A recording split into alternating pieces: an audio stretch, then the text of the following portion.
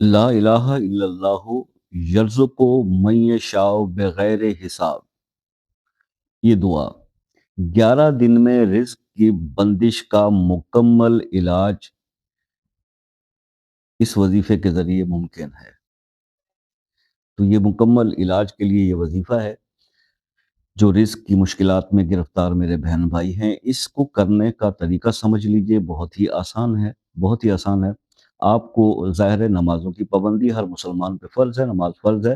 سب سے پہلے نماز کا اپنا جو ہے وہ سلسلہ بالکل اگر درست ہے تو بہت اچھی بات ہے، آپ کو مبارکباد ہو. لیکن اگر جو میرے بہن بھائی کمی کوتاہی کر رہے ہیں تو سب سے پہلے اپنی نماز کو درست کر لیں، پابند ہو جائیں نماز کے. اس کے بعد ہر نماز کے بعد 111 مرتبہ یہ اول آخر 3 بار درود شریف کے ساتھ 11 دن تک یہ دعا پڑھ لیں.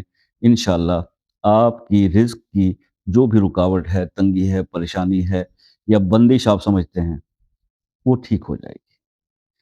تو یہ ایک عمل تھا جو آج آپ سے میں نے ڈسکس کرنا تھا. اور اب دیکھیے، میں نے جیسے ہر ویڈیو میں بولتا ہوں کہ اب میں اویلیبل ہوں، واٹس ایپ پہ رابطہ کیجئے، بالکل کیجئے، لیکن وظیفہ نہ پوچھا کریں.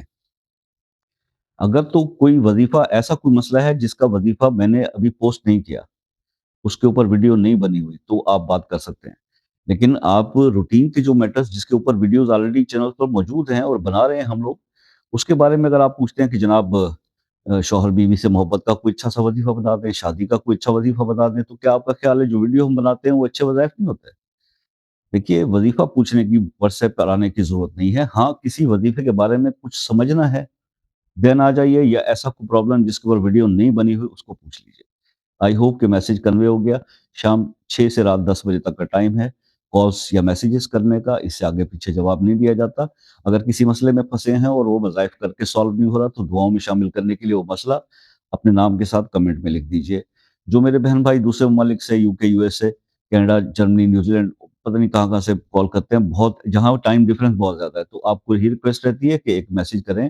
کوئی چارجز نہیں ہوتے، کال کا ٹائم لے لیں تاکہ بات آسانی سے ہو سکے. اپنا بہت سارا خیال رکھیے گا. میں ہمیشہ یہ عرض کرتا ہوں کہ دعاؤں میں بڑی طاقت ہوتی ہے. کبھی بھی دعا لینے اور دینے میں کنجوسی نہ کیا کریں. کیا پتہ کون سی گھڑی قبولیت کی ہو اور کس شخص کی دعا آپ کے حق میں اللہ تعالیٰ قبول کر لیں. اسی لیے میں تو بغیر کسی جھجک کے آپ سے ہمیشہ کہتا ہوں کہ جناب دعاؤں میں یاد رکھا کیجیے. ٹھیک ہے جی. کبھی میں نے آپ سے یہ نہیں کہا کہ آپ سبسکرائب کریں، لائک کریں، فالو کریں، جو بھی کریں، یہ لوگ کہتے ہیں. نہیں، آپ دعاؤں میں یاد رکھا کریں. اللہ تعالیٰ آپ کو بھی اپنے حفظ و امان میں رکھے. انشاءاللہ زندگی رہی تو نیکسٹ ویڈیو میں آپ سے ملاقات ہوگی. تب تک کے لیے اجازت دیجیے. اللہ حافظ.